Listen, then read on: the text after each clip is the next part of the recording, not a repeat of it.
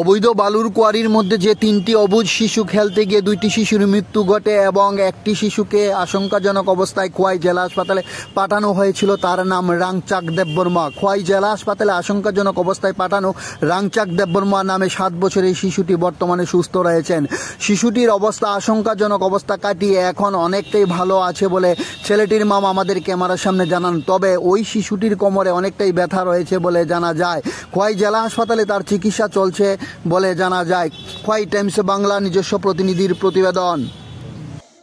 খেলতেছে এরা মাটি ভাঙিয়ে পড়ছে আর কি, দুজন হলে মারা গেছে আর একজন এখানে যে মারা গেছে এর নাম কি? তা তোমার বাইক না যে আমার বাড়ি রুমাই দেববর্মা। তার বাড়ি কোন জায়গা? কল্যাণপুর কোন জায়গা? কল্যাণপুর মানিকচন্দ্রপাড়া রতিয়া কলোনি।